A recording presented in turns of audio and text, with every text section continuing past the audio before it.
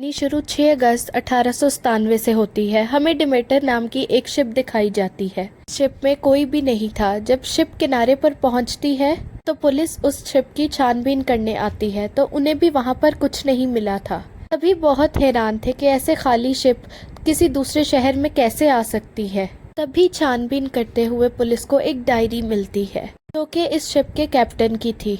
वो डायरी उस शिप के कैप्टन की थी जिसमें ये लिखा हुआ था कि जब इस चीज की नजर इंसानों पर पड़ गई तो वो इस शिप की तरह सभी लोगों को बर्बाद कर देगी। ये सब कुछ पढ़कर जब वो इस शिप की खराब हालत को देखते हैं तो बहुत ज्यादा घबरा जाते हैं। इसके बाद हमें कहानी 3 हफ्ते पहले की दिखाई जाती है। अब यहाँ से हमें पता चलेगा कि आखिर उस शिप के साथ हुआ क्या था। अब दोबारा से हम उस शिप डिमेटर को देखते हैं जिसका कैप्टन उस शिप में कार्गो का सामान लोड कर रहा होता है। सामान क्योंकि बहुत ज़्यादा था इसलिए उन्हें बहुत से लोगों की ज़रूरत थी। भी उनकी मुलाकात एक क्लेमेंस नाम के आदमी से होती है जो कि पेशे से एक डॉक्टर था। उन्हें शिप में सामान लोड करने के लिए डॉक्टर नहीं बल्कि कुछ मजदूर चाहिए थे। क्लेमेंस उससे कहता है कि मुझे काम के सिलसिले में लंदन जाना है, अगर हो सकता है तो क्या आप मुझे अपने शिप में ले जाएंगे। मगर कैप्टन इस बात से इनकार कर देता है। फिर वहाँ पर कुछ लोगों ने उस सामान को शिप में रखवा दिया मगर वो सब मजदूर उस शिप में कैप्टन के साथ जाना नहीं चाहते थे। तब मजदूर कैप्टन को पैसे वापस कर देते हैं ये कहकर कि रात हो गई है, हम रात का सफ़र आपके साथ नहीं करना चाहते। खैर बाकी बचे हुए लोग जब सामान को शिप में रखवा रहे थे तभी एक क्रेन बच्चे पर गिरने वाला था जिस बच्चे को क्लेमेंस बचा लेता है। दरअसल वो बच्चा कैप्टन का पोता होता है। ये सब देखकर कैप्टन फौरन ही क्लेमेंस का शुक्रिया अदा करता है। कैप्टन अब क्लेमेंस को अपने साथ ले जाने के लिए तैयार हो जाता है। दरअसल वो क्रेट एक आदमी के डर से गिरने वाला था क्योंकि उस आदमी ने उस क्रेट पर कुछ निशानों को देखा था जो कि एक ड्रैगन के थे जिसे देखकर वो बहुत ज़्यादा खौफजदा हो गया था। इसी वजह से अब वो कैप्टन के साथ जाने से इनकार कर देता है और कैप्टन पर बहुत ज़्यादा चिल्लाता है। खैर अब सारा सामान रखा जा चुका था। कैप्टन के साथ कुछ लोग शिप में सामान को लेकर अपना सफ़र शुरू करते हैं। इनमें क्लेमेंस भी शामिल था। अब उस शिप पर जाते हुए लोगों की नज़र पड़ती है तो वो डर कर कहते हैं कि गॉड इनकी हिफाजत करे। खैर अब कैप्टन का पोता क्लेमेंस को अपना सारा शिप दिखाता है और कैप्टन अपनी डायरी लिखना शुरू करते हैं जो वो अक्सर अपने सफ़र के दौरान लिखा करते थे। कैप्टन अपना पहला ब्लॉग लिखते हैं कि हमारा सफ़र शुरू हो चुका है। कैप्टन अपनी डायरी में लिखते हैं कि हमारा ये सफ़र 3 हफ्ते तक जारी रहेगा और आज हमारे सफ़र का पहला दिन है। तभी उनके पास एक आदमी आता है। तभी कैप्टन के पास एक लड़का आता है जिसका नाम वॉजिक था। वॉजिक को पता चलता है कि कैप्टन लंदन पहुंचने के बाद अपना सफ़र ख़त्म कर देंगे और वो अपने पोते को शहर में जाकर बड़ा करेंगे, यानी कि कैप्टन इस सफ़र के बाद रिटायरमेंट लेने वाले थे और वो इस शिप को वॉजिक को चलाने के लिए सौंप देने वाले थे। वॉजिक ये सब सुन के बहुत खुश हो जाता है लेकिन दिल ही दिल में वॉजिक थोड़ा दुखी भी होता है। नेक्स्ट डे कैप्टन सारे वर्कर्स को उनकी तनख्वाहें बता रहे थे मगर क्लेमेंस सुनकर कहता है कि मुझे कोई तनख्वाह नहीं चाहिए। तभी उसी दौरान वो सब एक अजीब सी आवाज़ों को सुनते हैं जो जब वो सब चेक करने जाते हैं तो उधर उन्हें कोई भी नज़र नहीं आता। तभी हमें दिखाया जाता है कि अचानक से समंदर में एक तूफान आ जाता है। इनकी शिप एक लहर से टकराती है। तभी ये जो सामान लेके जा रहे थे उसमें वो ड्रैगन वाला क्रेट नीचे गिर जाता है जिसमें इन्होंने एक बहुत ज़्यादा मिट्टी रखी हुई थी। अगर हमें दिखाया जाता है कि इस मिट्टी के अंदर इन्हें एक लड़की भी मिलती है। इस लड़की को वॉजिक देखकर कहता है कि जानबूझकर इस लड़की को किसी ने हमारे बीच में भेजा है। ये लड़की हमारे लिए बहुत बड़ा ख़तरा हो सकती है। वॉजिक कहता है कि हमें इस लड़की को मार देना चाहिए मगर कैप्टन उसकी बात को नहीं मानते और क्लेमेंस को उसका इलाज करने के लिए कहते हैं क्योंकि वो डॉक्टर था। क्लेमेंस जब चेक करता है तो उसे पता चलता है कि वो लड़की बहुत बीमार है। क्लेमेंस कहता है कि इसे बहुत ज़्यादा खून की ज़रूरत है। क्लेमेंस एक दफ़ा उसे अपना खून तो दे देता है मगर उस लड़की को खून की बहुत ज़्यादा ज़रूरत थी। उस लड़की का जिस्म देखकर ऐसा लग रहा था कि जैसे उसके जिस्म से किसी ने सारा खून चूस लिया हो। उसी रात सब उसी क्रेट बॉक्स को देखते हैं जिस पे बने ड्रैगन को देखकर वो आदमी डर गया था। तभी उस क्रेट से एक अजीब सा मॉन्स्टर बाहर आता है। दूसरी तरफ क्लेमेंस उस बच्चे को, जो कि पोता था कैप्टन का, उसे उस लड़की के पास रहने को कहता है जिसका वो इलाज कर रहा था। क्लेमेंस खुद बाहर आ जाता है जहाँ पर उसे वॉजिक का एक और साथी मिलता है। वॉजिक के साथी का मानना था कि शिप पर एक लड़की का होना बहुत ही गलत बात है। तभी जब वो दूरबीन से देख रहा था तो उसे वही सेम मॉन्स्टर नज़र आता है जिसकी वो थोड़ी सी ही झलक देख पाया था। इसे देखकर वो बहुत ज़्यादा डर जाता है और अपना सारा वाक़या क्लेमेंस के साथ शेयर करता है, मगर क्लेमेंस उसकी किसी बात पर यकीन नहीं करता। क्लेमेंस उसे कहता है कि तुम्हारा वहम होगा और कोई बात नहीं है। जब अंदर शिप के बेसमेंट में शोर को सुनते हुए कैप्टन के पोते का डॉग अंदर जाता है तो उस डॉग पर कोई चीज़ हमला कर देती है। थोड़ी देर बाद एक वर्कर नीचे बेसमेंट में सब जानवरों को खाना देने जाता है तो वो देखता है कि सब जानवर मर चुके थे। ये सब देखकर सब लोग बहुत घबरा जाते हैं। कैप्टन कहते हैं कि ये सब जिसने भी किया है वो खुद ही सामने आ जाएगा, क्योंकि कैप्टन्स के दिल में अपने ही वर्कर्स के बारे में एक बहुत ज़्यादा शक पैदा हो गया था। लेकिन इसके वर्कर्स जो हैं वो क्लेमेंस पे सारा इल्ज़ाम डाल देते हैं।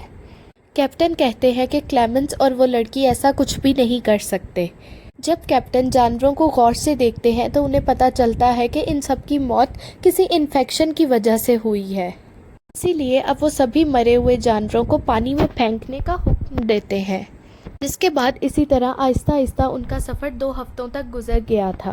मगर अभी भी इनको अपनी मंजिल तक जाने के लिए 2 हफ्ते और बाकी थे। अभी तक वो बेहोश लड़की ठीक नहीं हुई थी। वॉजिक का साथी एक दिन कहता है कि मुझे इस लड़की पर किसी काली ताकत का साया लगता है और उस काली ताकत को मैंने और क्लेमेंस ने देखा है, मगर ये मानने को तैयार नहीं। तभी कैप्टन का पोता बताता है कि मैंने इस लड़की को बेहोशी में बोलते हुए सुना है। ये लड़की अपना नाम ऐना बोल रही थी और बार बार एक ही लफ्ज़ बोलती रहती है, आना आना। ये सोचकर सभी सोचते हैं कि इसका आखिर मतलब क्या हो सकता है। क्लेमेंस जब रात को शिप में घूम रहा था तो उसे वो वर्कर बताता है जिसने मरे हुए जानवर देखे थे कि अब शिप में चूहों की आवाज़ें बिल्कुल भी नहीं आती। क्लेमेंस कहता है कि हो सकता है वो चूहे भी इन्फेक्शन की वजह से मर गए हों। वो वर्कर कहता है कि नहीं, ऐसा नहीं हो सकता। कहता है कि एक साथ इतने ज़्यादा चूहे कैसे मर सकते हैं। ज़रूर कोई चीज़ है जिसने पहले सारे जानवरों को मारा और अब चूहों को। वो कहता है कोई तो ख़तरनाक चीज़ है जो हम सब के लिए बिल्कुल भी ठीक नहीं है। अभी रात को इनकी टीम के एक आदमी को कुछ बहुत भयानक आवाज़ें महसूस होती हैं। जब वो उठकर देखने जाता है तो वही मॉन्स्टर जिसे वॉजिक के साथी ने भी देखा था वही उधर होता है, जो उस पर अचानक से हमला कर देता है। वो मॉन्स्टर उसके जिस्म के सारे खून को चूस लेता है और उसके जिस्म को साइड पर ले जाकर खाने लगता है। दरअसल ये एक ड्रैकुला मॉन्स्टर था जो इंसानों का खून चूसकर उन्हें खा जाता था। कुछ देर के बाद क्लेमेंस भी वहाँ पर आता है। क्लेमेंस शिप के टूटे हुए हिस्से को देखता है, मगर उसे कुछ समझ नहीं आती। जब सुबह होती है तो सब एक जगह पर जमा हो जाते हैं, क्योंकि कैप्टन को बहुत फिक्र थी। पहले जानवर मर गए और अब उन्हीं की टीम का एक आदमी गायब था। उसी जगह पर इन्हें गिरा हुआ एक चाकू भी मिलता है। वॉजिक को अब क्लेमेंस पर शक होने लगता है। वो कहता है कि हम में सिर्फ एक यही नया बंदा है, क्या पता यही सब कुछ कर रहा हो। मगर क्लेमेंस उसे अपने ऊपर भरोसा दिलाता है और कहता है मुझ पर यकीन रखो, ऐसा कुछ नहीं है, मैं किसी को नुकसान नहीं पहुंचाता। वो वॉजिक को बताता है कि मैंने उन जानवरों को बहुत गौर से देखा और मुझे तभी से महसूस हो रहा था कि उन जानवरों को किसी ने कत्ल किया है। तभी उधर वही बेहोश लड़की ऐना भी आ जाती है। ऐना वो सब बातें सुनकर बहुत ज़्यादा डर जाती है। ऐना क्लेमेंस को कहती है कि वो यहाँ पर भी आ चुका है, प्लीज़ इस शिप से उतर जाओ वरना वो हम सबको ख़त्म कर देगा। क्लेमेंस उसे संभालता है। क्लेमेंस को लग रहा था कि ऐना बहुत अरसे बाद होश में आई है, शायद इसलिए उसे अजीब अजीब ख्यालात आ रहे हैं। क्लेमेंस उसे अपने साथ ले जाता है एक रूम में और उससे बात करता है। क्लेमेंस कहता है, आखिर तुम किस बारे में बात कर रही थी? एना बताती है कि वो एक ड्रैकुला मॉन्स्टर है जो पहाड़ों के ऊपर रहता था। वो मॉन्स्टर रात में बाहर आकर इंसानों का खून पीता है। एना बताती कि मैं उसके महल के करीब रहती थी। वो रात को रोज़ आता और मेरा थोड़ा थोड़ा करके खून पी गया। एना क्लेमेंस को अपने सब निशान दिखाती है। एना कहती है कि वो मॉन्स्टर इस शिप पर भी आ चुका है और अब वो सबको मार देगा। रात को जब बहुत तेज़ बारिश हो रही थी तो वॉजिक के साथी को कुछ अजीब आवाज़ें सुनाई देती हैं। जब वो जाकर देखता है तो वहाँ पर ड्रैकुला था जो उस पर हमला कर देता है। तभी जब दूसरा साथी उसे बचाने आता है तो ड्रैकुला उसे भी मार देता है। तभी शिप भी डगमगाने लगती है और बाकी के सब लोग भी जाग जाते हैं। जब वो आकर ऊपर देखते हैं तो वॉजिक का साथी अभी जिंदा होता है। क्योंकि ड्रैकुला मॉन्स्टर ने सिर्फ उसका खून ही पिया था, वो काफ़ी ज़ख्मी था और दर्द में चिल्ला रहा होता है। कैप्टन साथ साथ ये सब कुछ अपनी डायरी में भी लिख रहे थे जो इनके साथ हो रहा था। अब सब लोग बहुत डर चुके थे। ये बात तो हर कोई जान गया था कि ड्रैकुला मॉन्स्टर रात को यहाँ आता है। इसीलिए कैप्टन अपने 2 साथियों को गन्स लेकर पहरा देने के लिए कहते हैं।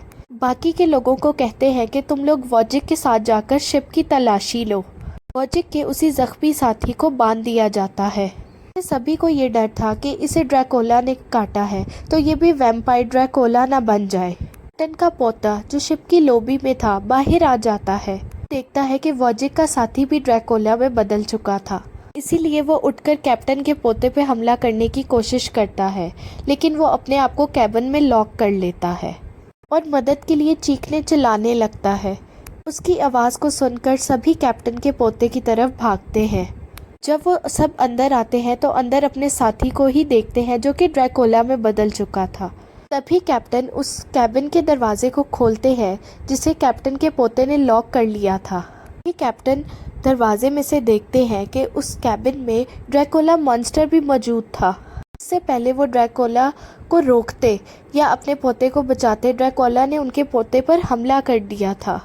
ड्रैकुला उनके पोते को भी काट लेता है। तभी एना आकर गन चलाती है जिससे कैबिन का दरवाज़ा खुल गया था, मगर ड्रैकुला कैप्टन के पोते को काट चुका होता है जिससे वो बेहोश हो जाता है।